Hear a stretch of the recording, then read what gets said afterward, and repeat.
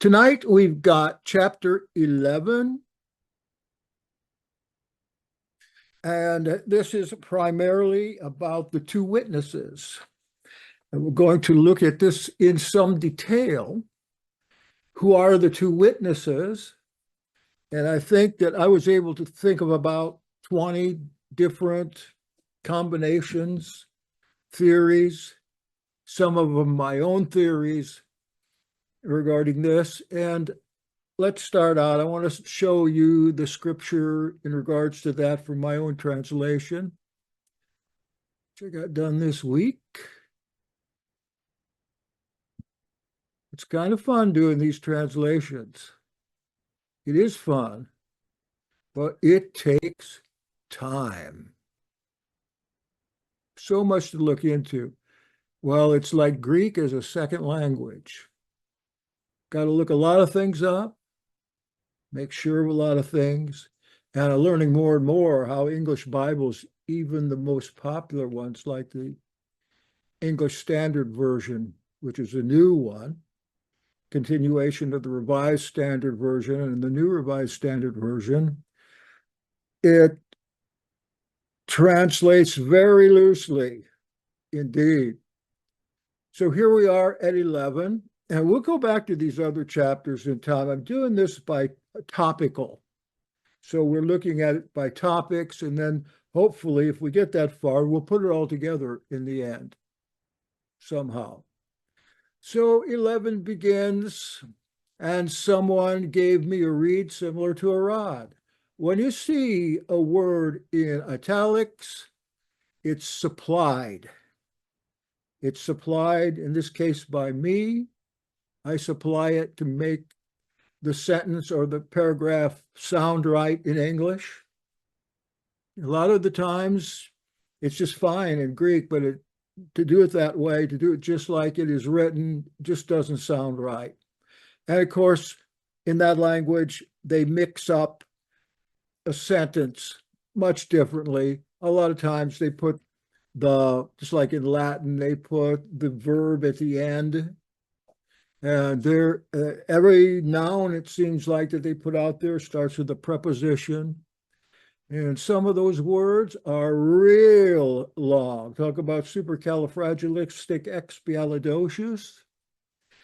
Some of them are just that long. So we've got a reed similar to a rod, and it was given to the revelator, Yochanan, saying, "Get up and measure the shrine of the Elohim."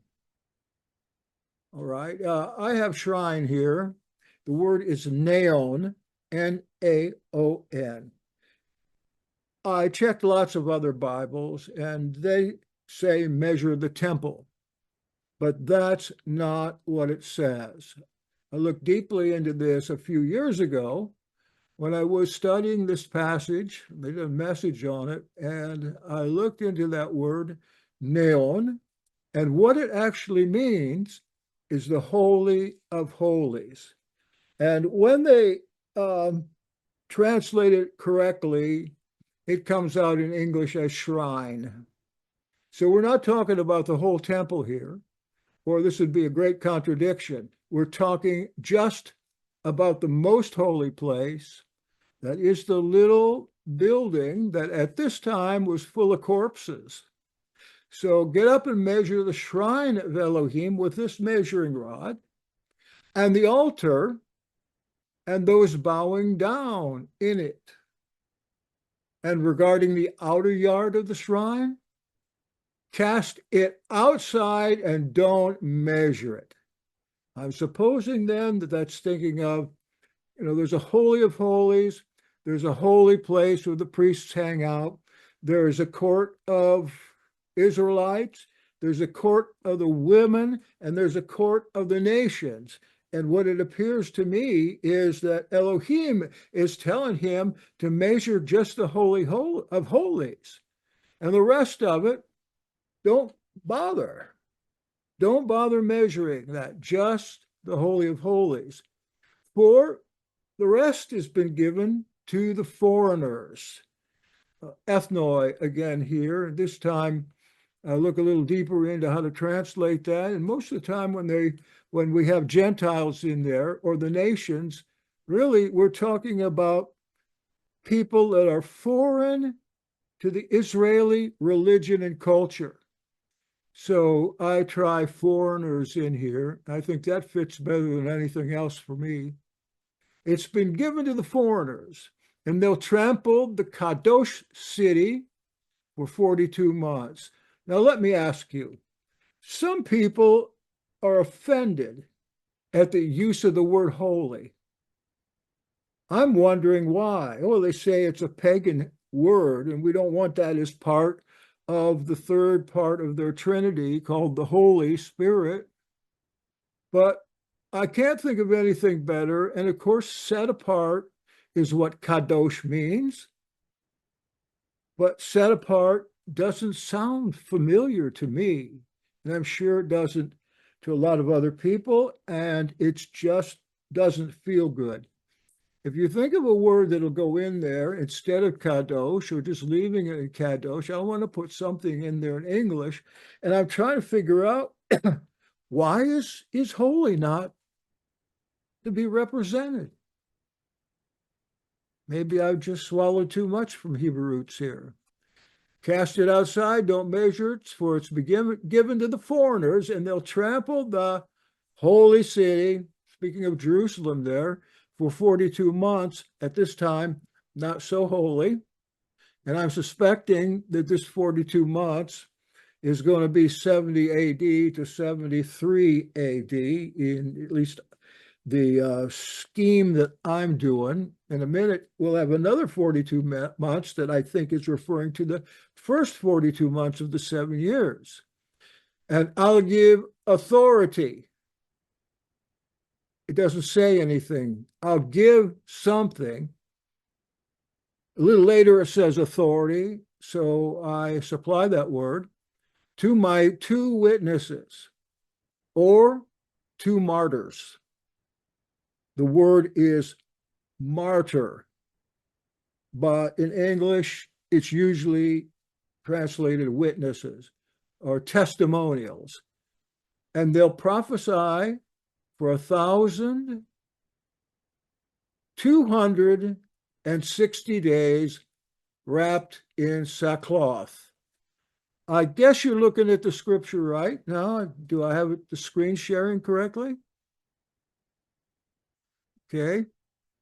Wrapped in sackcloth, and you remember from your Old Testament and various other places as well in the Apocrypha that when somebody's really wanting to humble themselves, they get in something like a burlap sack, and it's itchy and it's uncomfortable, and there they sit around the fire and contemplate cooking their dinner over human manure.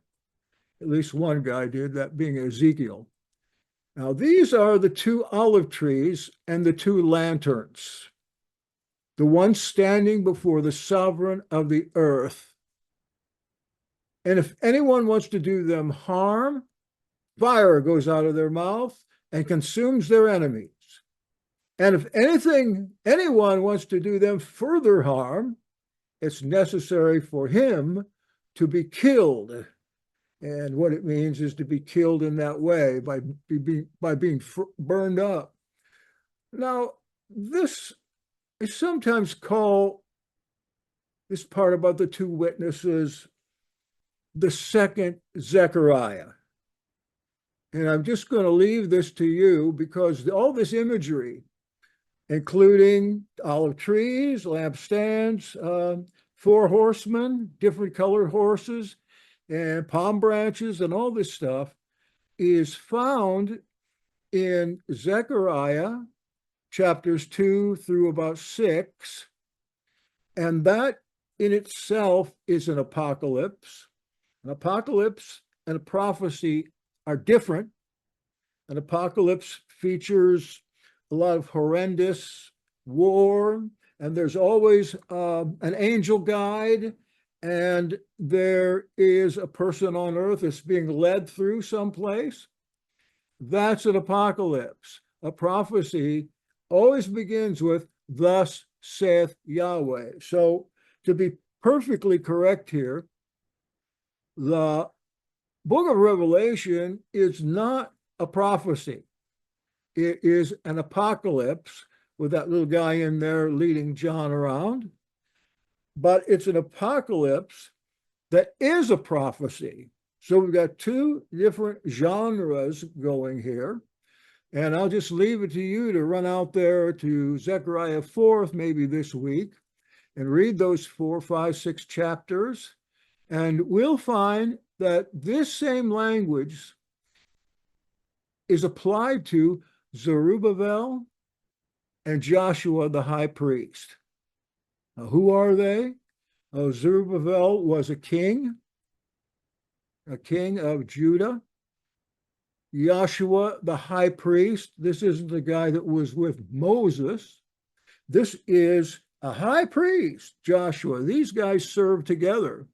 And what they are famous for having done is at least starting the new temple that was destroyed by, I believe, the Babylonians. And look, Zerubbabel, that's a Babylonian name. And Babel is Babylon. So we've got these guys. They're the two olive trees. They are spoken of as though they were heavenly beings, especially this high priest, Joshua. He's given special honors, I think in Zechariah, maybe chapter 3, where he has a filthy turban on, and he has come up to stand before Yahweh, and Yahweh commands to take this filthy turban off of his head and put a new and clean one on, which is a type of redemption. They're taking the dirt off the person and putting the clean on. So they're becoming kadosh, that means. But do go read that and take a look in your Bible dictionary online and see what happened to these guys. Zerubbabel and Joshua. It's an interesting thing that we have a Yahshua here that they're speaking about and fitting directly into this. So certainly this is where the imagery is coming from. Zechariah, one of only 2 or 3 apocalypses in the Bible. And these guys have the power to shut up the sky so that no rain will fall in the days of their prophesying. And they have power over the waters to turn them into blood, that is poison, or to make war. Some of Josephus' descriptions talk about all the blood that was everywhere. And I see you read somewhere that the blood was up to the horse's bridle.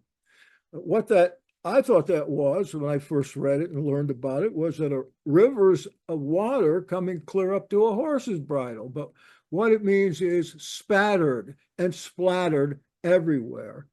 Take a look at a battlefield, and that's exactly what you'll see.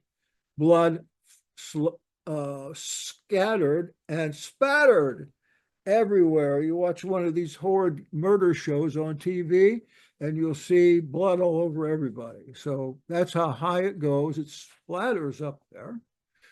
And here, in having this kind of power and this power to shut up the sky, I didn't read the whole book of Zechariah this time, but I did remember that in the last chapter of Zechariah, when Yahweh comes to take over the government of the world, that he's going to have some nations that are enemies against him. And one of them is certainly going to be Iraq and some of those other beast nations over there, so-called beast nations. And Yahweh uses a tremendous device for getting them to do what he wants them to do. And that is right here, no rain will fall. Zechariah 14. I don't think I've got this down here. No. Okay. But I do have, if you ever want to look at this and you want to go farther, the meaning of the fires. I did an essay here for you, what the fire means. Obviously, they're not talking about putting on a fire suit, like they do today with, what do you call those things? World War II used them all the time that shoot flames, flamethrower, a flamethrower, right? So I don't think they had anything like this. So they had something called Greek fire that was pretty similar to this that they used in this war that exploded and burned and you couldn't put it out. So we've got symbolically, fire is divine judgment. Word of God is a weapon.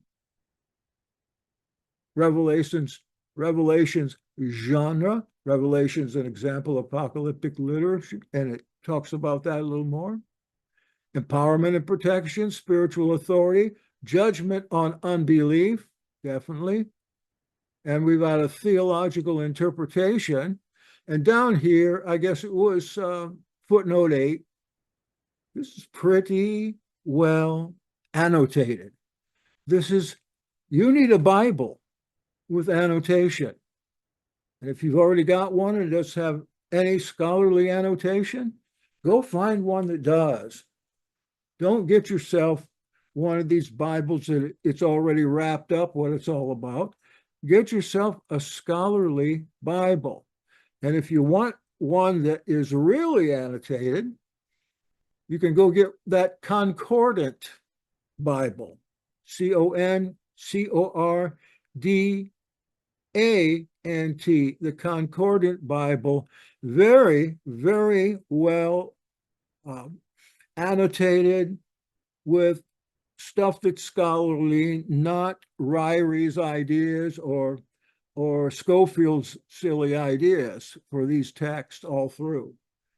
Get you one of those. But the passage I was trying to think of here, Zechariah 14:16, it shall be that all who are left from all the Gentiles, think foreigners now, which came up against Jerusalem, shall go up from year to year to bow themselves to the sovereign Yahweh of hosts, that is Sabaoth, like you say in the liturgy every week, and to observe the festival of booths, Sukkot.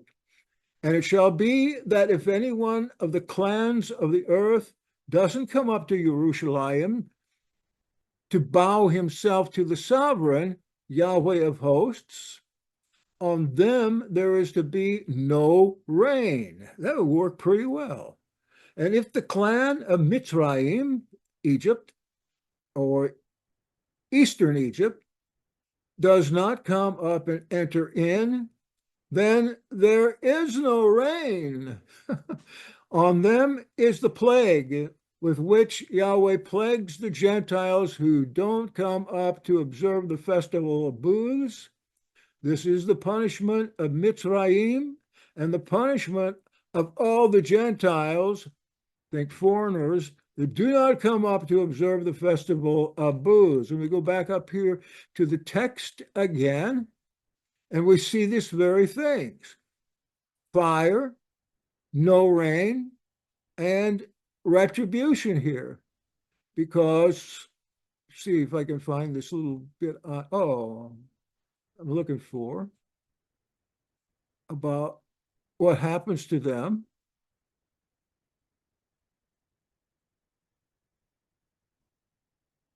I think it's up here yet.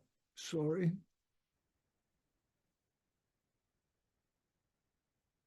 Yes, here it is. If anyone wants to do them further harm, it's necessary for him to be killed. Just that simple. I heard a sermon on YouTube by some old guy, probably preached in the 50s. It's called God Kills People. Believe it or not, it's very worthwhile to listen to. It'll put the fear of God in you again when you learn that God kills people and he could kill you. But anyway, these guys had the ability for these things to happen. Are they symbolic or are they actual people? Let's see.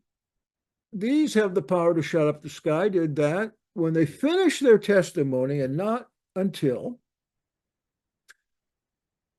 the beast, the one coming up out of the abyss, so I'm thinking that is Apollyon, maybe not one of the beasts or Therion from Revelation 13, because they haven't even been introduced yet. Maybe this is Apollyon or Abaddon. Remember when the abyss opens up and all these devils come out?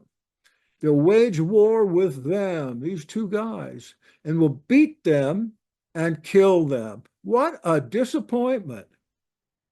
They can bring fire down from the skies and kill people, whoever they want to, and cast out plagues, but they can't beat the one, and I suppose the ones coming up out of the abyss. You beat them and kill them. And their corpses are on the boulevard of the great city that's called Sodom and Egypt. That is in a spiritual sense. And the apocalypticist writes that in there. That's not mine. He says in a spiritual or in a pneumatic air breath sense, where also their master was staked. So we're talking about Jerusalem here. His master, their master, was not staked out in Rome. And who's their master? Yeah, sure. Yahshua was staked out, but so were thousands and thousands of other people. Do these witnesses maybe serve a master that we don't know about? That might be an important question for us when we get around to looking at who these witnesses might be. And they'll look all those out of the peoples and tribes and languages and cultures, they'll all be there. They'll look at their corpses 3.5 days, and they'll not allow their corpses to be placed in a memorial tomb. Sometimes hard to believe that John writes this before it happens, because that's exactly how it was in Jerusalem. Corpses everywhere. Nobody had the strength anymore to bury anyone. Occasionally, they got some people together with enough strength to throw them over the edge of the walls, get them out of there because they stunk so bad. But there were corpses every place, Josephus tells us. And if they were stacked up like cordwood in the Holy of Holies, and probably around the rest of the temple, and that place was de-sanctified because of it, well, you know, they were everywhere else with people who were alive looking for shoes, leather shoes to eat. And those residing on the land, they rejoice and celebrate upon them. Now, that's another weird word I thought was in there. Celebrate on them? Wouldn't they say celebrate about them or for them? But the word is upon. And they'll send gifts one to another, because these two prophets terrorized all those residing on that land. Now, can you imagine this? That these prophets are terrorists? Well, wouldn't they be? If they were evangelists of some type and they were really bothering people, bothering them a little more than just saying, if you died tonight, would you go to heaven or hell? They had the ability to terrorize. And just when the people found out about that, of course, they were horrified to even be around them. So when they're gone, the people send gifts, one another, all of them, peoples, tribes, languages, and cultures, every place around, of course, Israel itself, and the greater Israel, the triangle there from the Euphrates to the Nile River, had lots and lots and lots of different people, all kinds of different cultures in them. They're celebrating. They'll send gifts to one another. It puts me in mind of Christmas. Puts me in mind of Christmas that I hope that you have given up on, because these two prophets terrorized all those residing on that land. And I suspect if the terrorists in Israel, those in Gaza, those in Lebanon, all of a sudden disappeared or were raptured out in some way, I suppose they would be rejoicing greatly there because of all the havoc they've created. And really, in a very real way, those enemies are able, out of their mouths, to fire eyes people, kill people, and they've already killed thousands in this way. If you want to think of it as today, there are weapons that do this. In those days, there was a weapon that did this, and of course, it was the projector, I want to say, the catapult, where they would put Greek fire on a 100-pound rock, which they would paint black so they couldn't be seen so well. Or did they paint them white? Oh, yeah. After the people began to see those and warn that a rock was coming in to Jerusalem, 100-pounder, then they painted them white so they couldn't be seen. They put Greek fire on them, or they would put oil on them and light it up and shoot it into Jerusalem. And Jerusalem was literally continuously on fire, on fire. So it was really the enemies that were sending that into Jerusalem. Huh. I wonder, I wonder. And then after the 3.5 days, 3 days and a half, a breath of life out of the Elohim entered into them. They've been out there in the boulevard for 3 days, 3.5 days, and they stood up on their feet. And those same ones were watching them because nobody would move them. And a great fear fell on those watching. And they heard a loud voice saying to them out of the sky, "Come up here." And they went up into the sky in a cloud, and their enemies saw them there. Imagine, is that not a rapture? Is there not enough context, evidence here that we're coming to a place where we are being convinced that this is actually a prophecy that came to pass in Yochanan's lifetime? We don't know exactly when he wrote it, but those that say that it was written in the late 90s, and that's all of evangelical Christianity except these kind of guys, simply can't be. It's called the Concordant Bible. Tell you, you almost have to learn to decipher it. Here, let me give you a taste of it. Just put in to your search engine, Concordant Bible. Let me show you over here. This website's real good too, if you're doing deeper study, and I suspect that you guys, if you keep at it in this way, you will be wanting something like this. The last guy I was studying with hard was Sean, and Sean and I got a whole bunch of very good Bibles, and we learned a lot. When you see it, you'll understand. Let's see if I can find the actual I want to go to the Old Testament. Maybe I need to go to versions, free media.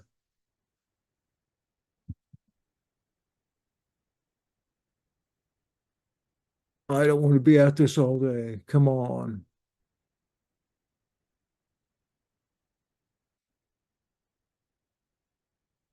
Other publications. Oh, yeah, there's all kinds of stuff here. I might also recommend, if you're trying to learn a little of the Greek, you might want to get the Apostolic Polyglot, whatever that is. Oh, where is this? I was looking at it a little bit earlier today. Study tools, unsearchable riches, free media.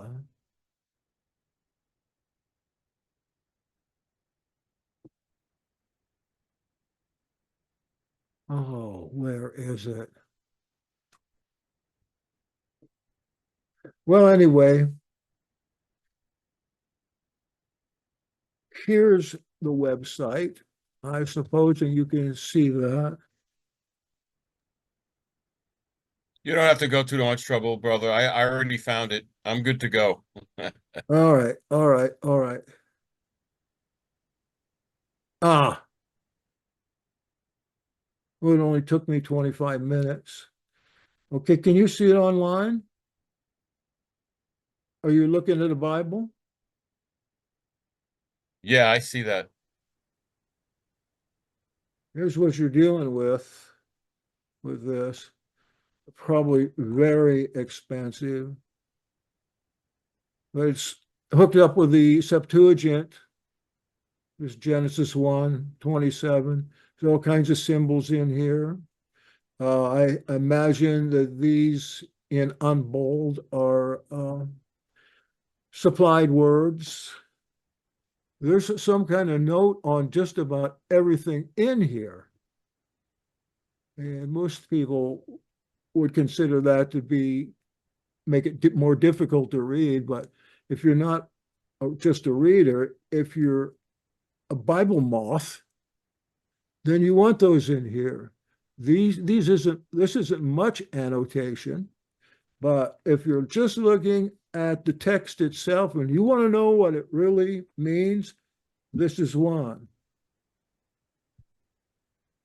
that we have just recently discovered. Concordant. And if you want to know more of them, to look, if you're thinking of buying a good Bible, let me know and I'll send you a list of the ones that, well, that I use or that you can find online. There's so many of them that are free these days that are so good. And the popular ones are not so good. Unfortunately. Okay. Elohim says, come up here. Notice they go up of their own volition. Yahweh commands them to come up, and they went up into the sky. And I think that the cloud has something more to do with just because there are clouds in the sky. I think I tried to explain to Professor Smith that the cloud certainly means more than water vapor up in the air. I mean, I think of the cloud as hiding things about that time. I like to watch science fiction on TV.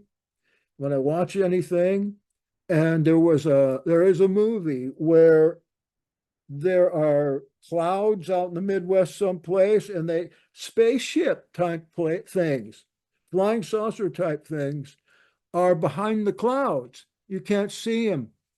The clouds are hiding, purloining,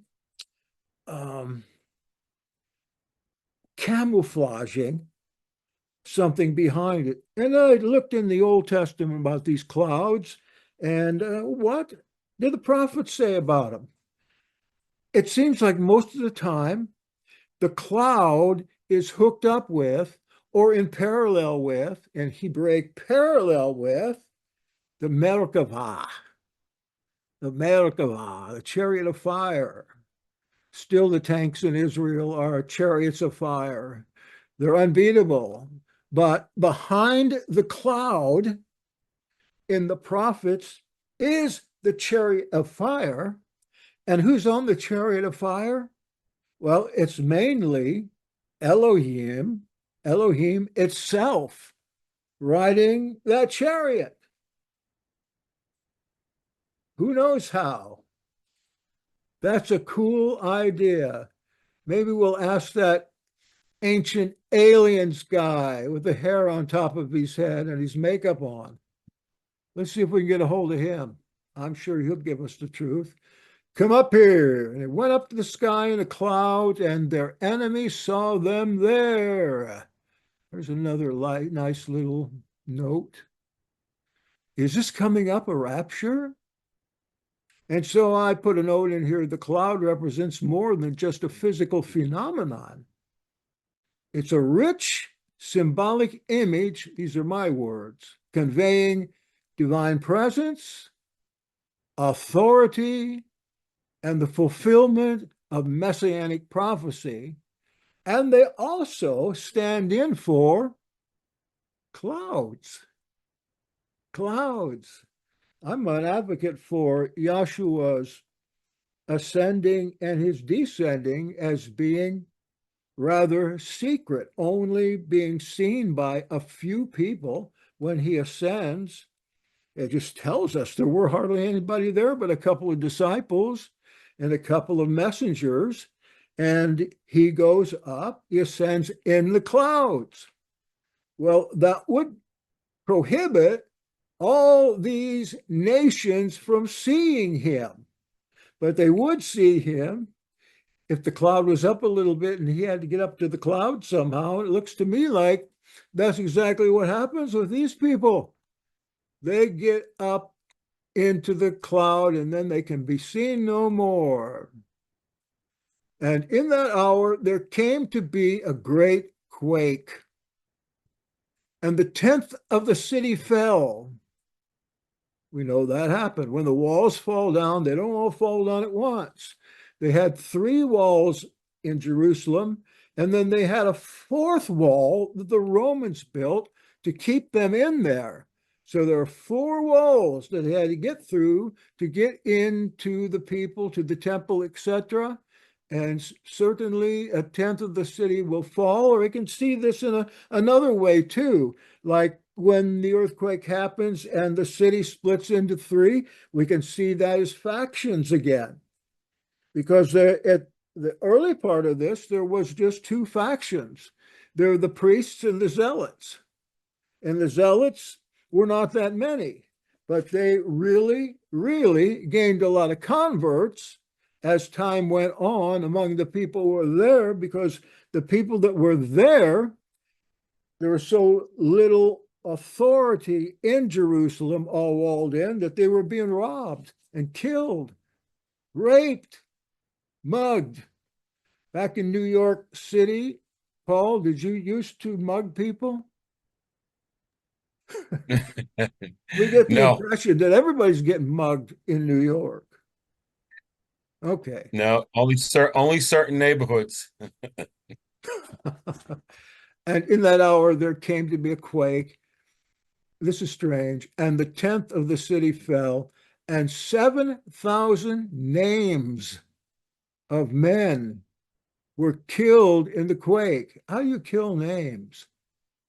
But I put that in there as literally as possible. I noticed that several other translations I took a look at just left the word names out. Onoma, like enema, only onoma. 7,000 names of men, and this might be people. Anthropoi can mean men, or it can mean people, generic people. 7,000 were killed in the quake, and the remainder came to be terrified and rendered respect, not worship, respect to Elohim of the sky. They were respecting his power.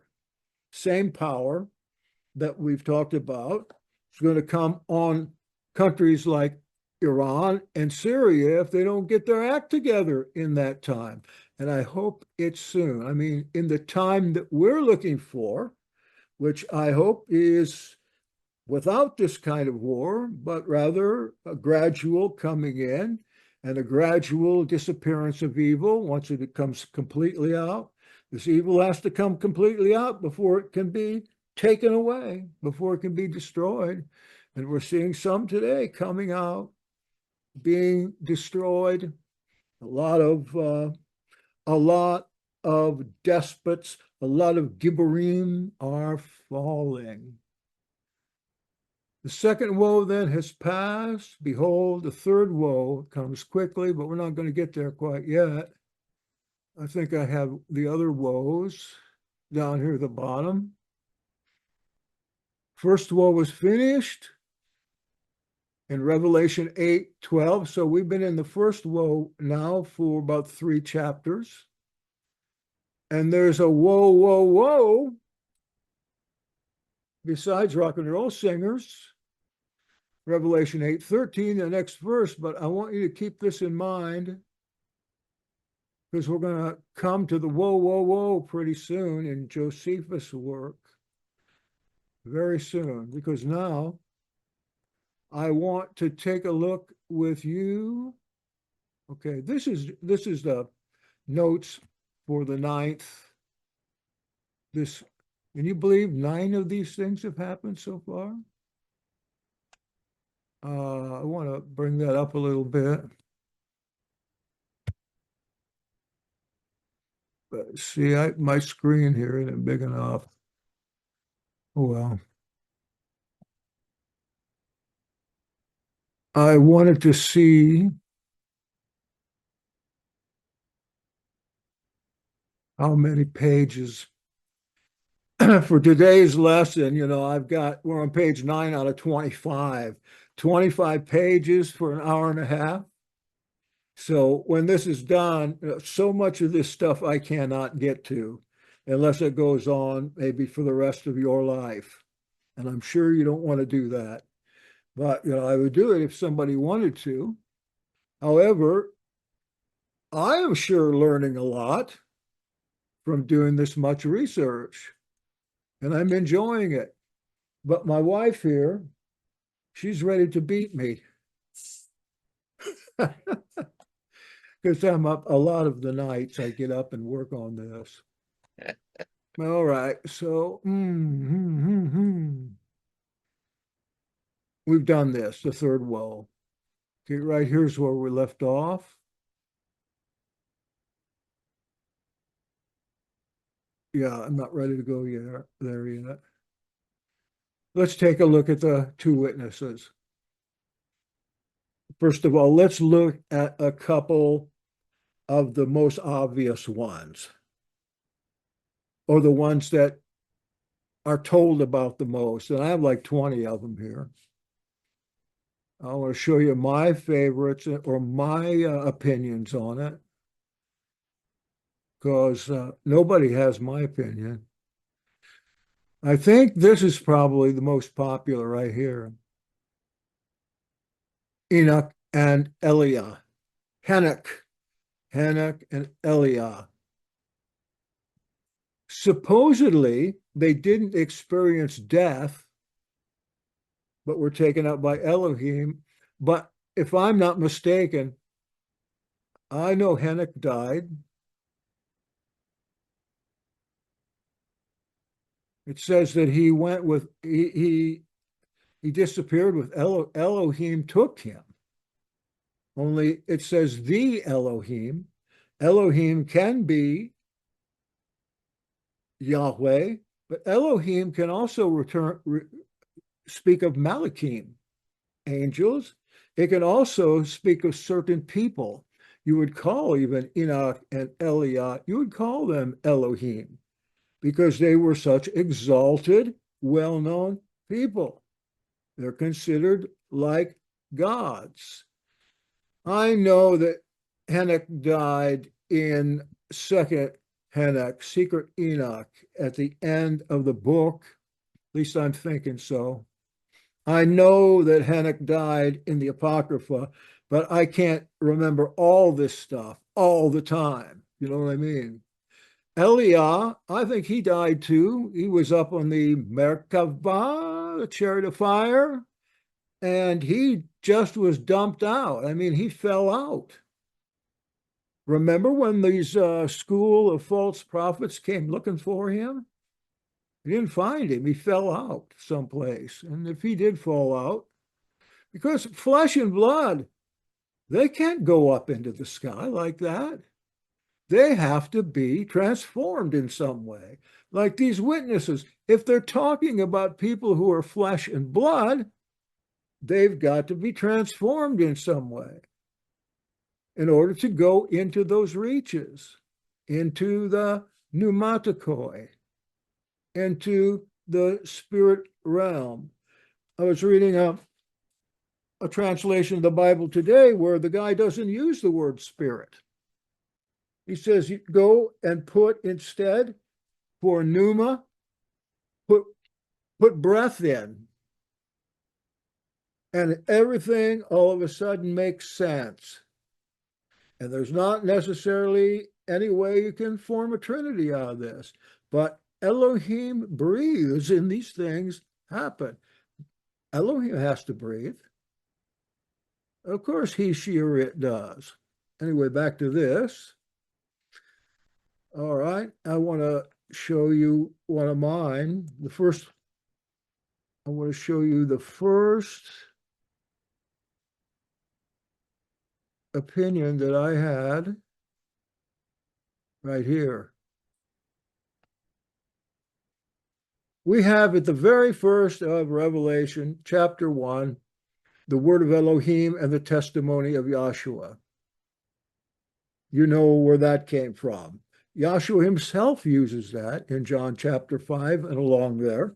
He said, if you receive the Devar, the word of Elohim, and the testimony of Yahshua, he said you've got to have that before you could even consider being saved by works or saved by your own righteousness. Those are necessary right before the three classes of resurrection there in John chapter 5, about 19. But these two I see from the first as the symbols. Oh, you can't see this, can you? Okay, I'm sorry.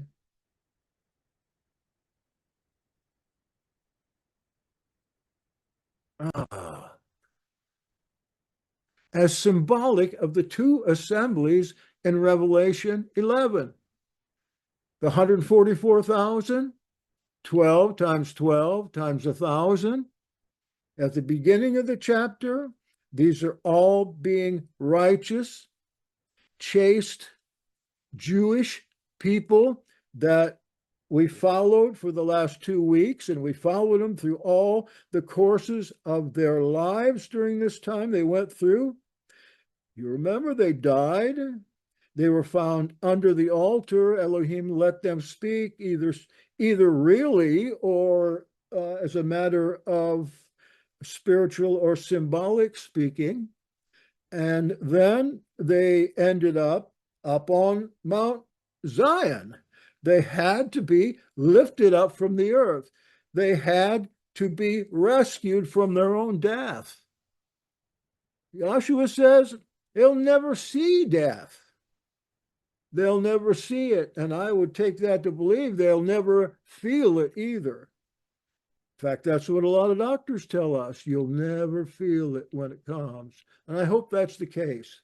I'm not afraid of death, but I'm certainly afraid of the pain that my death might bring. That's scary. But then soon it'll be over. Everything's over. And then we're going up in our new job. New job, building a new world.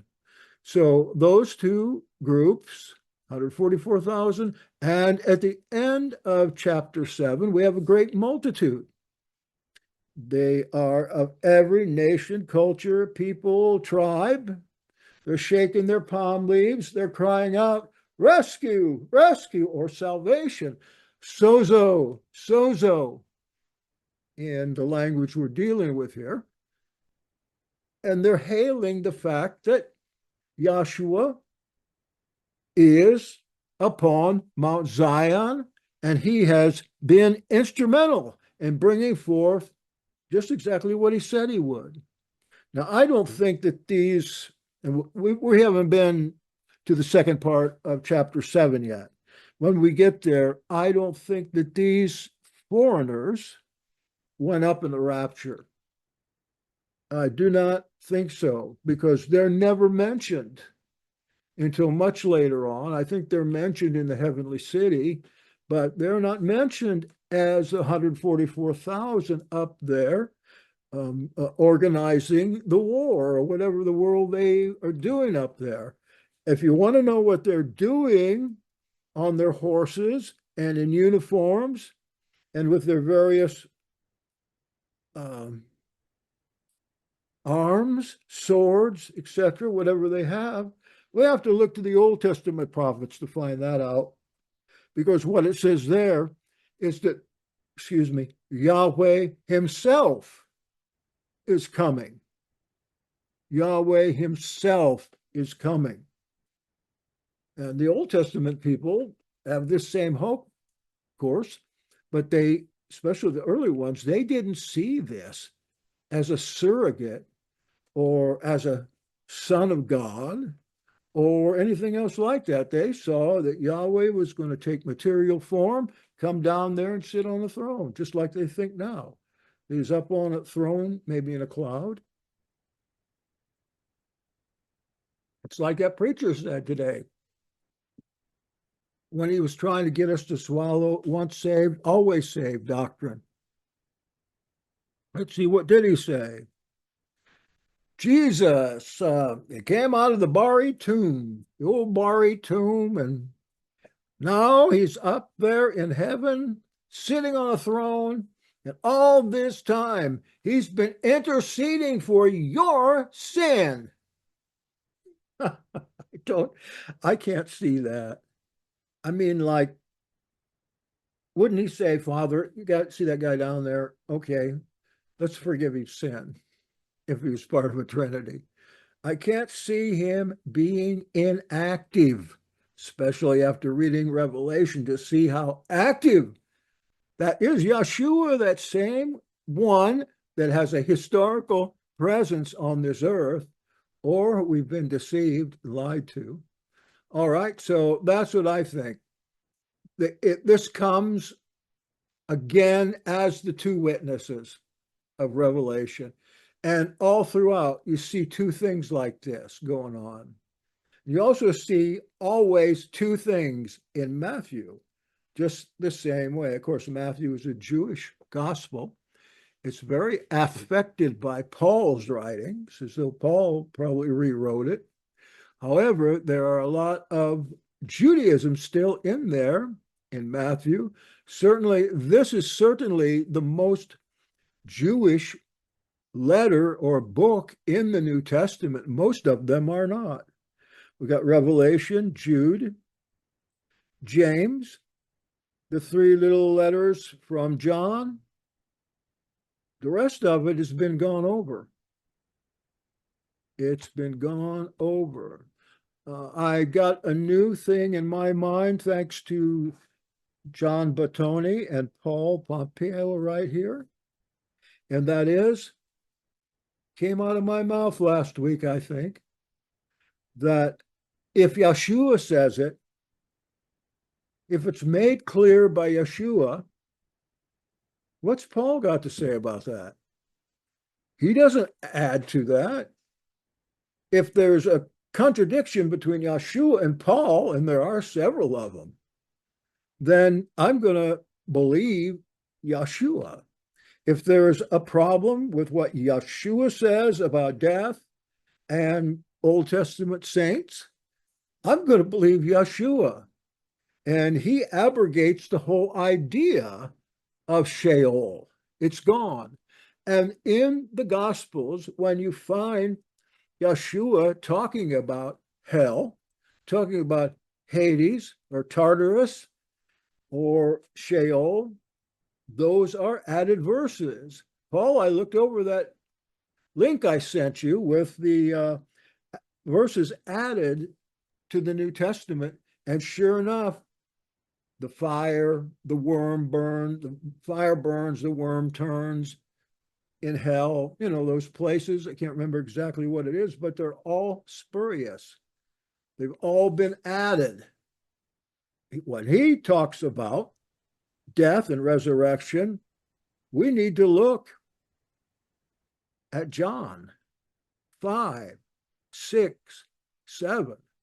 If it contradicts Paul's 1 Corinthians 15, then we can go with Paul as far as it goes.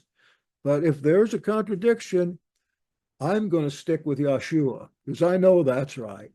And I do trust what has gone down as his sayings in the 5 Gospels. I do trust that. Because what else is there to trust? Yes, exactly. You've heard it said, it's in Matthew 6, 7, 5. You've heard it said, or Moses has said, but I say, he corrects Moses. He is the new Moses. Moses prophesied him.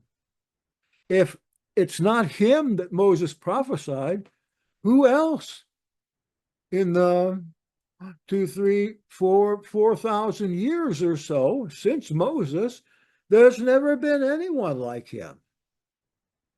And we have so little.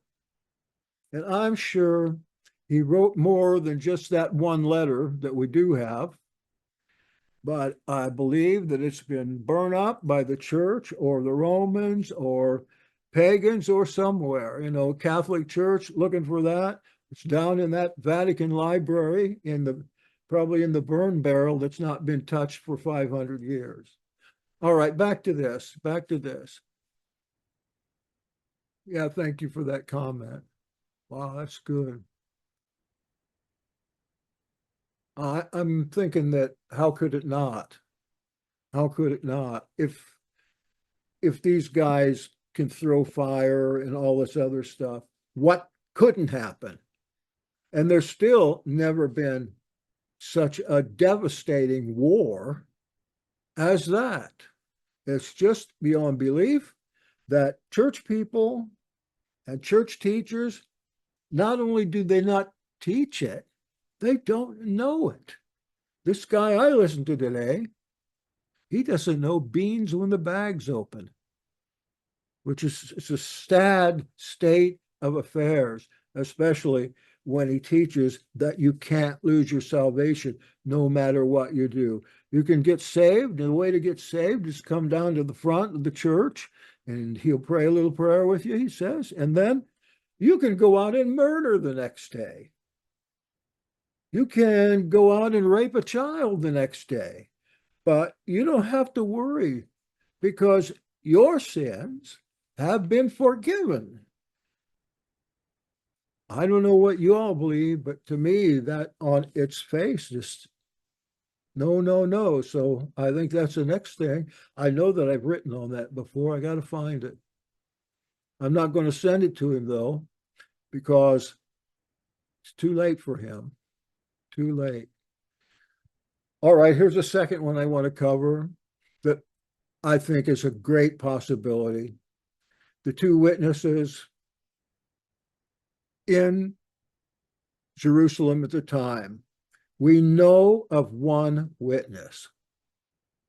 His name, Yahshua ben Ananiah, Ananiah, Ananiah, Yahshua ben Ananiah, Yahshua son of Ananiah. I'm going to look at him in a minute.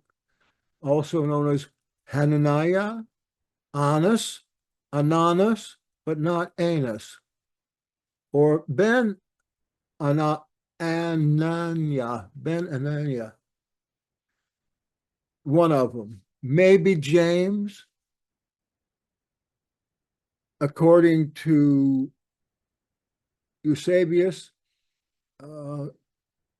Simon, son of Clopas, made it through that war. That is the cousin of Yahshua. But I was looking at, you know anything about Pella? The escape of the Nazarenes from Jerusalem before Jerusalem was surrounded by armies. They took off as a matter of prophecy. I might have it on this page. This is a very interesting thing. And they were told to go someplace. And they went there. A place was exactly on a line between Jerusalem and Damascus, Syria, right in the middle there. Outside of Israel, in the Decapolis, where the demoniacs were, they were told in a prophecy, and it might have been the Olivet prophecy, or it might have been another one, that they need to get out of there, because there was one time that Rome surrounded Jerusalem, and you remember they got picked off over there in Megiddo. They just left Jerusalem after they got in the door. Speaking of the Roman army and Cestius, the general, that I think I talked about him the first time.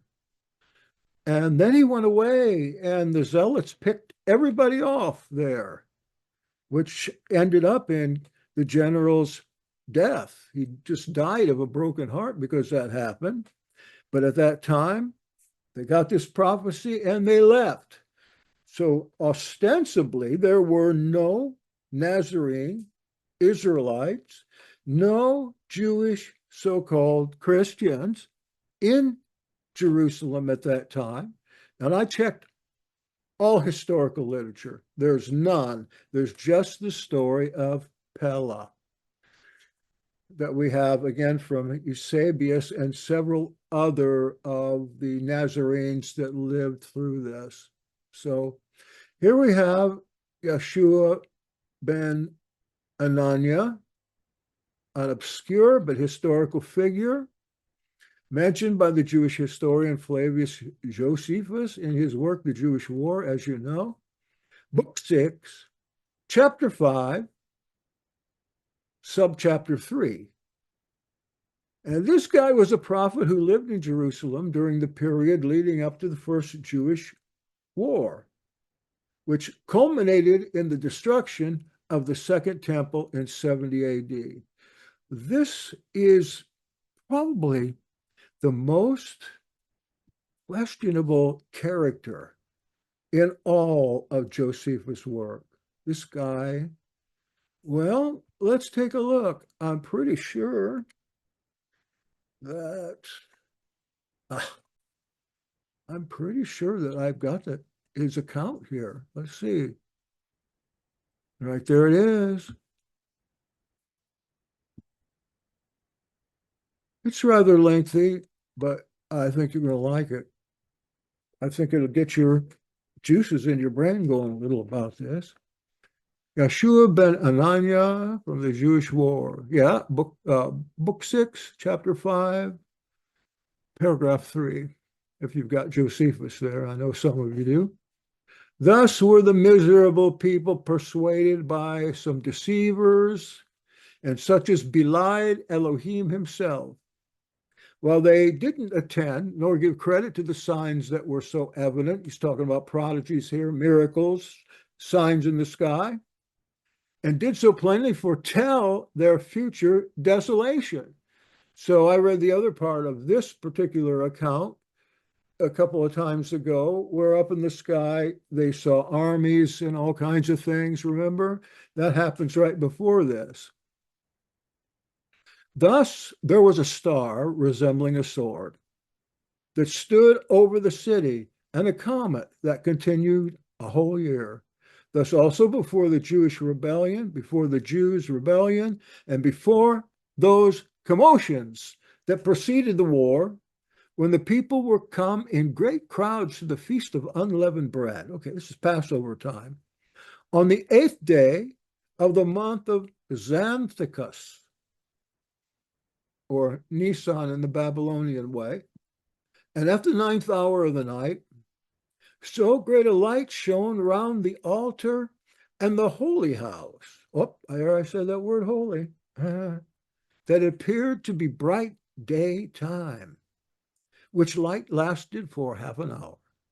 This light seemed to be a good sign to the unskillful, but was so interpreted by the sacred scribes as to portend those events that followed immediately upon it. So I think what he's saying there is the prophets of the temple at that particular time, whatever was left of them, was saying that these things portend or foretell what's going to happen at any time now.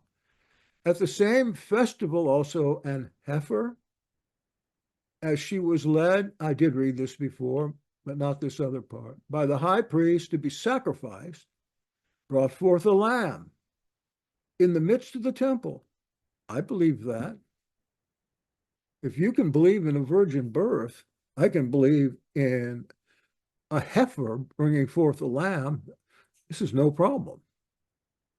Moreover, the eastern gate of the inner court of the temple, which was of brass and vastly heavy, and had been with difficulty shut by 20 men, and rested upon a basis armed with iron, and had bolts fastened very deep into the firm floor, which was there made of one entire stone, was seen to be opened of its own accord about the 6th hour of the night.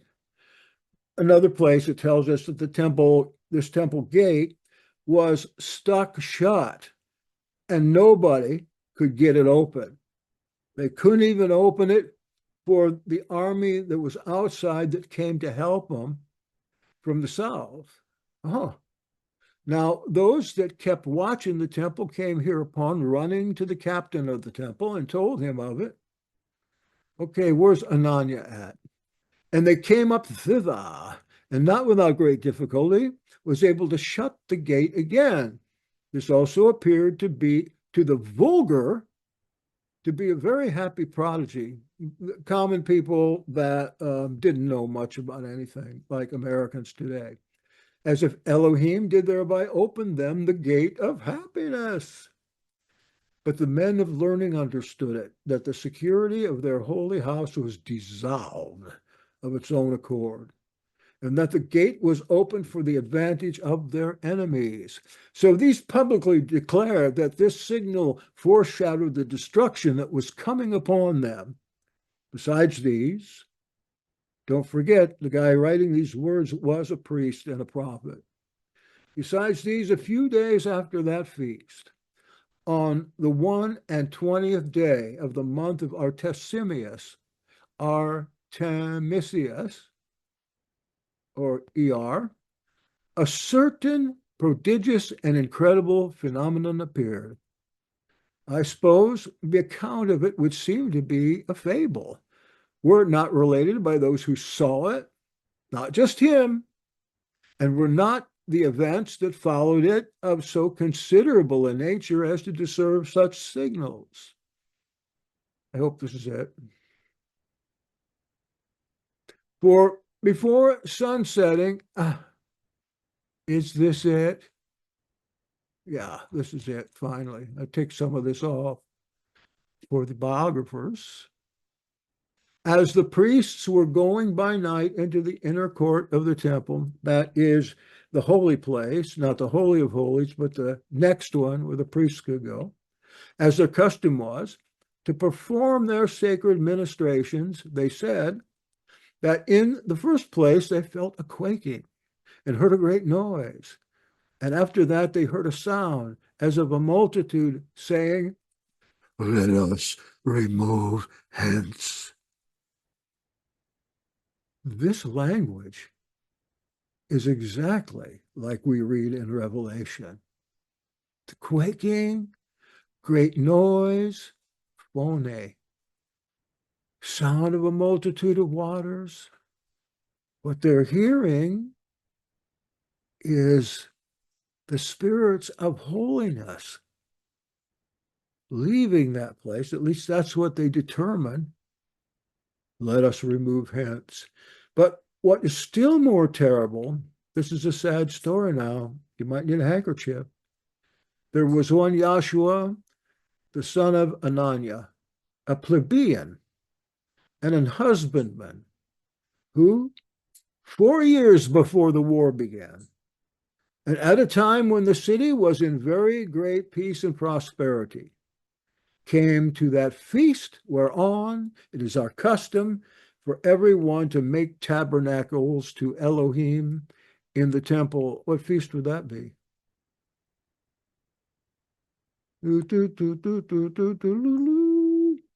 Began on a sudden to cry aloud, a voice from the east, a voice from the west, a voice from the four winds, a voice against Jerusalem and the holy house, a voice against the bridegrooms and the brides, and a voice against this whole people. That sounds prophetic to me.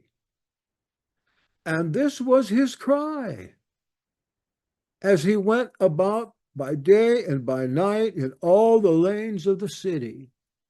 He might have been the last Nazarene left there. However, certain of the most eminent among the populace had great indignation at this dire cry of his, and took up the man and gave him a great number of severe stripes. Yet did not he either say anything for himself or anything peculiar to those who chastised him, but still went on with the same words which he cried before. Woe! Hereupon our rulers, supposing, as the case proved to be, that this was a sort of divine fury in the man, brought him to the Roman procurator, where he was whipped till his bones were laid bare. 2 witnesses, remember, they end up being beat to death? Yet he did not make any supplication for himself, nor shed any tears, but turning his voice to the most lamentable tone possible, at every stroke of the whip, his answer was, Woe, woe to Jerusalem. And when Ananias, the procurator, asked him, Who are you? And whence have you come? And why are you uttering such words? He made no manner of reply to what he said, but still did not leave off his melancholy ditty, till Ananias took him to be a madman and dismissed him. Does this sound like anybody you know? Is this Yahshua here? Sound like somebody you've read about, or maybe you know personally? Now, during all the time that passed before the war began, this man didn't go near any of the citizens, nor was seen by them while he said so. But he every day uttered these same lamentable words as if it were his premeditated vow. Woe, woe to Jerusalem. Who else said that? Well, doesn't this book of Revelation say, woe, woe? And then there's 3 woes. We're in the middle of, I think, the 3rd woe right now. Woe to Jerusalem. Didn't Yahshua, outside of Jerusalem, look on the city and cry for that city? And wasn't he beaten till his bones showed? But this guy didn't give ill words to any of those that beat him every day, nor good words to those that gave him food, but this was his reply to all, and indeed no other than a melancholy presage of what was to come. True prophet. The cry of his was the loudest at the festivals, and he continued this for 7 years and 5 months without growing hoarse or being tired therewith, until the very time that he saw his presage in earnest fulfilled in our siege, when it ceased. For as he was going round about the wall, he cried out with his utmost force, Woe, woe to the city again, and to the people, and to this holy house. And just as he added at the last, Woe, woe to myself also, there came a stone out of one of the engines and smote him and killed him immediately. What are those big stones? As he was uttering the very same presages, whatever those are, he gave up the ghost, which means he died. Wow. That is, to me, the most interesting passage in all of Josephus' stuff, because that sounds like someone we know. And that is another theory I wanted to go into some depth on. Who would be the other one? Well, we wouldn't know this guy. And certainly he was a believer. Certainly he was. He's quoting Yahshua there. And he's acting out Yahshua there. And he's not hanging out with drunkards. In fact, the people don't even know where he came from. And he's got a voice that's prodigiously loud, just like that horrid singer in church today. Wow, what a loud voice. So there's another one of my theories. Let's get on with the usual ones we hear all the time. We've got just a few more minutes left. Mosey and Eliah and Enoch and Eliah. Some scholars believe the two witnesses represent the church as a whole or a particular group within the church rather than specific individuals. They symbolize the faithful remnant of believers who testify to the truth of the gospel during times of persecution. And I mentioned here the 2 olive trees and the 2 lampstands, which we find in Revelation 11. We also see that in the letters to the churches. These are seen as symbolic of the church. I certainly don't see it symbolic of the church. I certainly don't. How could it be? Unless you consider those 2 assembly type places in Revelation 7 that pop up all over.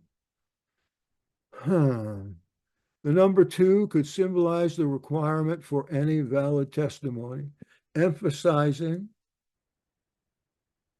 that the church's witness is credible and necessary. I guess if this is happening in our time or going to happen in the future, but it seems very doubtful to me that it's possible. And then I mentioned Zerubbabel and Yahshua, those figures from the book of Zechariah, the apocalypse there, helped restore Jerusalem after the temple of, Babylonian exile. They see the foreshadowing where Zechariah refers to 2 anointed ones, messiahs, in other words. Anointed in Hebrew is Moshiach, who stand by Yahweh of all the earth, which some equate with 2 witnesses. And yes, I thought this is a very attractive idea.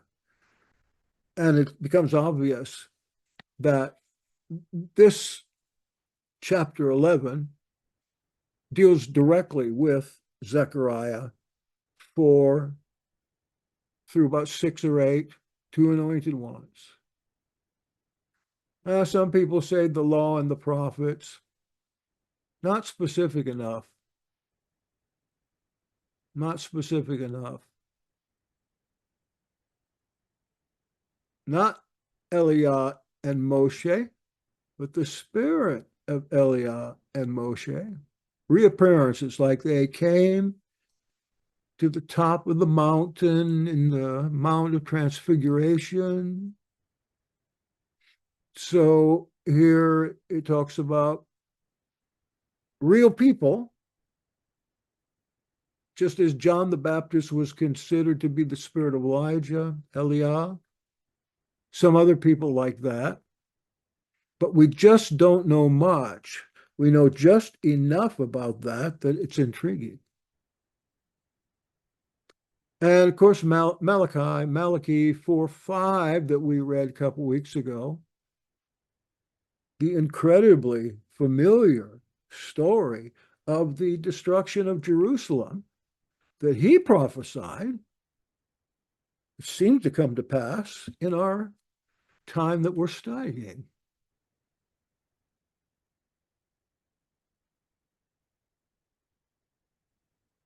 This one comes from First Clement. Clement, aka Pope Clement. He was a successor to Peter as the Pope. There were no popes then, but they grandfathered Peter in as a Pope. Clement, this is right out of the Nazarene Acts. Clement was his secretary. And Paul. Now, why I say First Clement is a letter. It's a long letter. It's in the Nazarene Acts, volume 2, I think. It's called First Clement. Clement to the Corinthians. And Clement is trying to figure out why they're having a schism in Corinth again. Paul wrote about a schism there, and maybe 15 years later, there's another schism. And I think it has to do with charismatic people, and it has to do with lawful people in Essenes.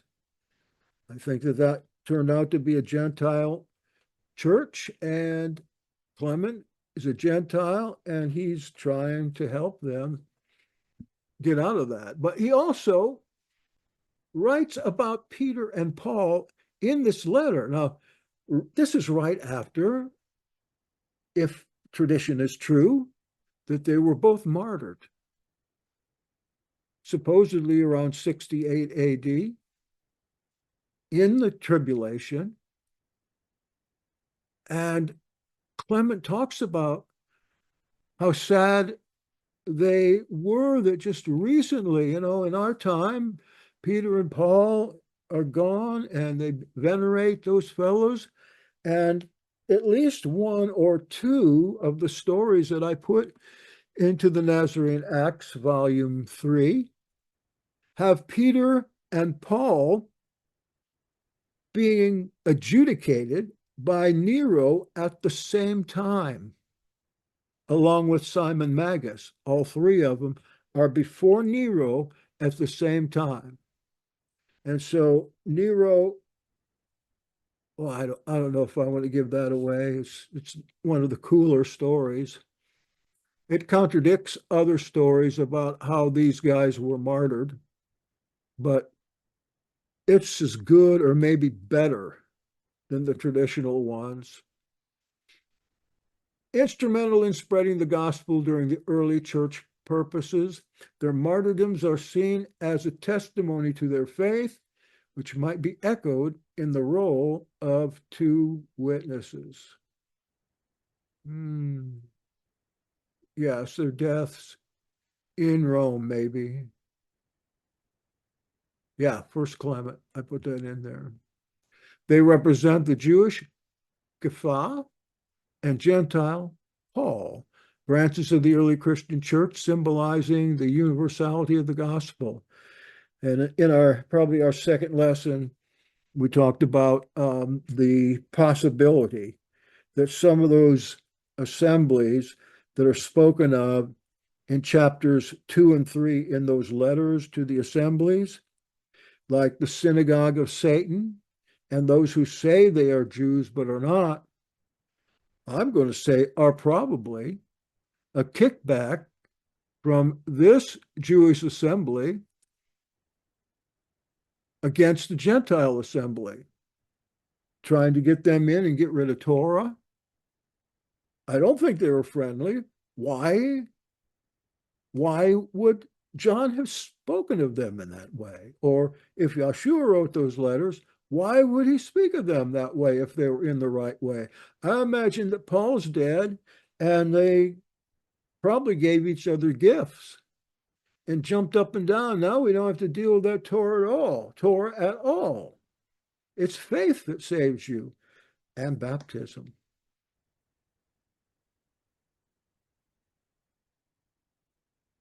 All right, there's a couple more I'd like to go over here, but time is up. I'm going to stop the share. And I want to thank you for being here tonight. It's sure good to have somebody here. And so, if you got any questions, you got my email address, send them over here, and I certainly will answer. Have a nice evening.